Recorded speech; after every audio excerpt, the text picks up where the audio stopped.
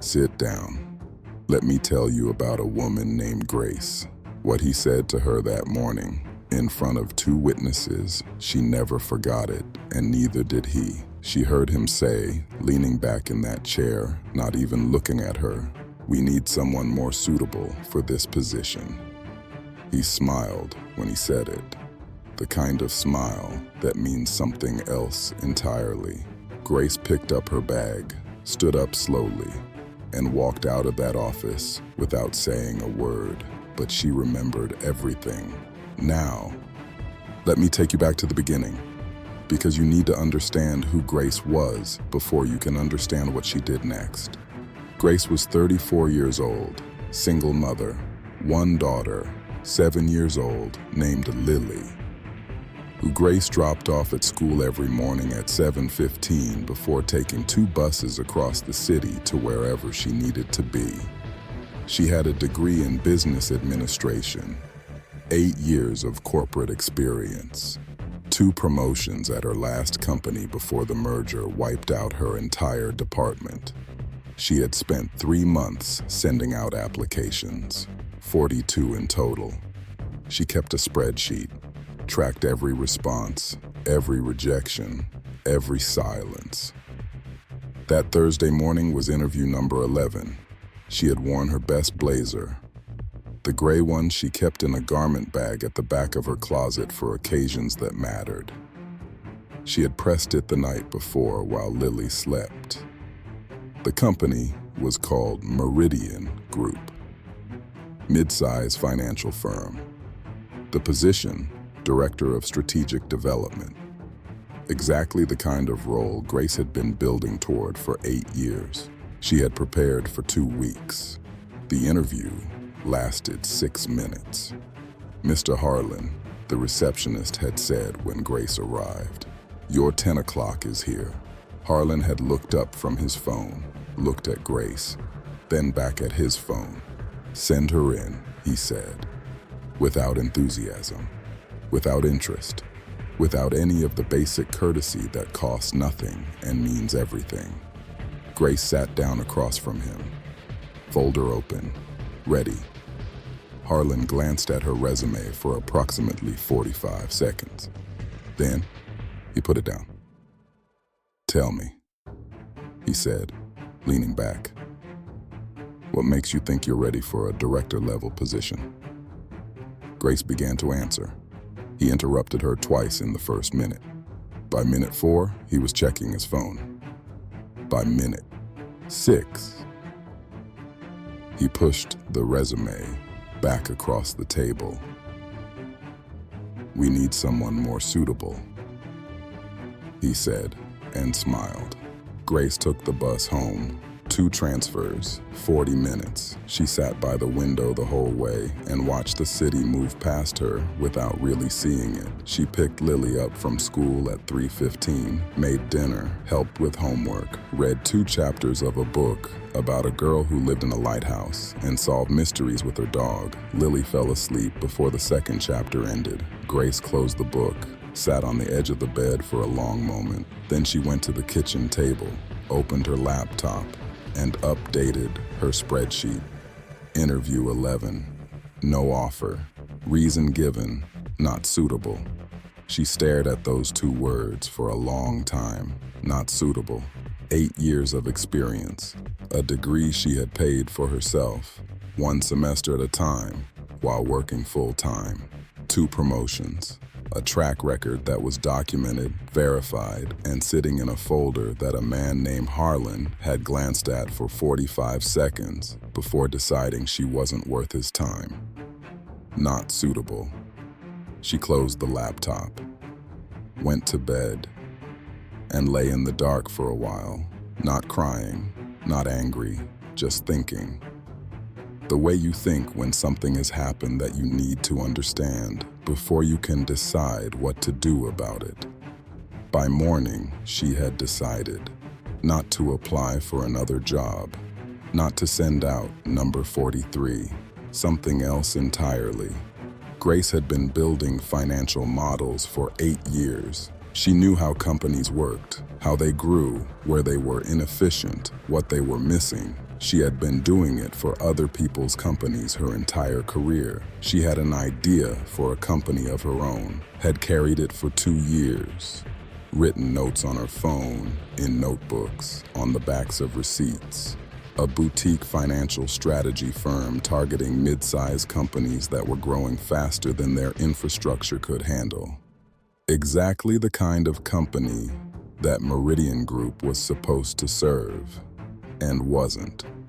She called her sister that morning, asked if she could watch Lily on weekends for a while. Her sister said yes, without asking why. Grace opened a new document and started building something. 3 months. That's all it took. Not because Grace was lucky, not because the timing was perfect or the stars aligned or any of the other things people say when they don't want to acknowledge how hard someone worked. 3 months because Grace worked every night after Lily went to sleep. Because she called in every favor she had accumulated in 8 years of doing good work for other people.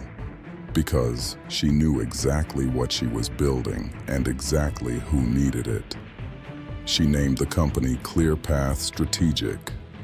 First client came in week 6, a logistics company that had doubled in size in 18 months and had no idea how to manage the growth. Grace spent 3 weeks inside their numbers and came back with a restructuring plan that their CFO described as the clearest thinking he had seen in 20 years. He referred her to 2 more clients before the month was out. By month 3, ClearPath had 5 clients, 2 part-time analysts Grace had hired from her network, and a revenue projection that made her sister put down her coffee cup when Grace showed her the spreadsheet. "Grace," her sister said quietly, "this is real."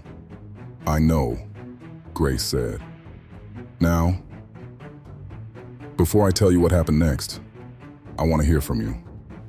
Have you ever been told you were not suitable, not qualified, not enough, by someone who had no idea what you were actually capable of? Drop it in the comments. Because what happened on a Tuesday morning in month 3, nobody saw coming, least of all Harlan.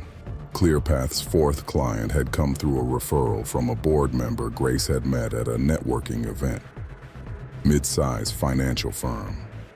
Growing fast. Needed strategic restructuring. The company was called Meridian Group. Grace looked at the email for a long moment. Then she accepted the meeting. She wore the gray blazer. The same one. She walked into the same building. Took the same elevator, sat in the same reception area where a woman had once said, "Mr. Harlan, your 10 o'clock is here." This time, the receptionist stood up when Grace walked in. "Ms. Grace Campbell." "That's me," Grace said simply. "Mr. Harlan will see you now." Harlan was already standing when she walked in. Different energy than last time, both hands extended, the particular warmth of a man who needs something and has decided charm is the fastest way to get it. "Ms. Campbell, thank you so much for coming in." Grace shook his hand, sat down, opened her folder. Harlan launched into his pitch. Meridian's growth numbers, their expansion plans, the strategic gaps they needed help closing. He spoke for 4 minutes without stopping, which Grace noted, quietly, was exactly 3 minutes and 15 seconds longer than he had let her speak 3 months ago. She let him finish. Then she asked 3 questions, precise, technical, the kind of questions that require real knowledge to ask and real honesty to answer. Harlan's responses told her everything she needed to know about where Meridian was vulnerable and how much they needed what ClearPath offered. She was halfway through her second question when she saw it. The flicker. Harlan's eyes, moving from her face to the folder in front of him, to the ClearPath logo on the cover page, back to her face. Something shifting behind his expression. A door opening that he clearly wished he could close. "Ms. Campbell," he said carefully, "have we met before?" Grace looked at him steadily. "We have," she said. "You interviewed me for your Director of Strategic Development position about 3 months ago." Silence, the kind that has weight. "You told me I wasn't suitable," Grace continued, her voice completely level. No anger, no satisfaction, just the clean, factual truth of a woman who had decided a long time ago that she didn't need him to feel anything in particular. I appreciated the clarity. Harlan opened his mouth, closed it. The second interviewer, a woman named Sandra, who had been in the room that day and had looked away when Harlan pushed the resume back across the table, was now looking directly at Grace with an expression that said she understood exactly what was happening and had no intention of pretending otherwise. Grace closed her folder.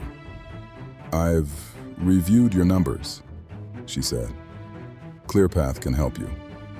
The restructuring plan would take approximately 4 months, and the projected efficiency gains are significant." She paused. "The question is whether Meridian is the right fit for us." Harlan stared at her. "Whether we're the right fit," he repeated. "That's correct," Grace said, simply. She stood, extended her hand. "I'll have my office send over our standard assessment questionnaire. If your answers suggest we're aligned, we'll talk next steps." She picked up her folder and walked back out through the same lobby, past the same reception desk, through the same front doors, into a city that looked exactly the same as it always had. Except everything was different now.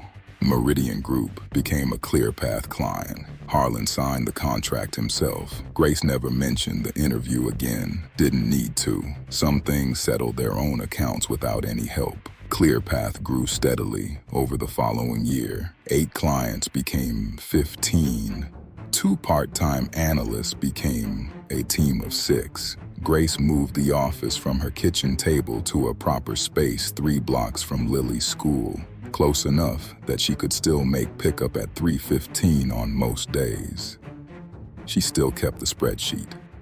42 applications, 11 interviews, 1 offer from a smaller firm she had turned down because something told her to keep going.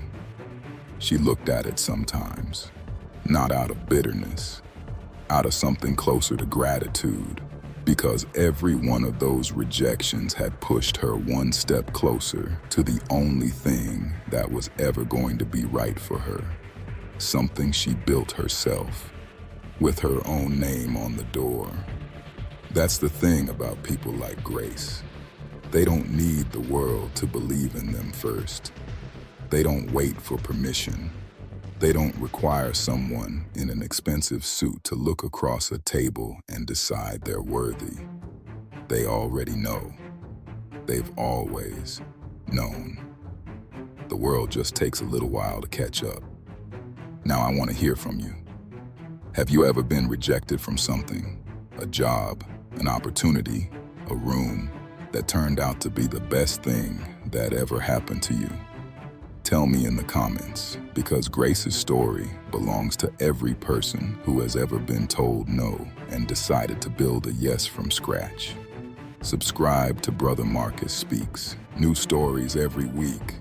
Stories about the people who get turned away at the door and build their own door every single time. With patience, with purpose, and with the quiet satisfaction of a woman who wore the same gray blazer back to the same building.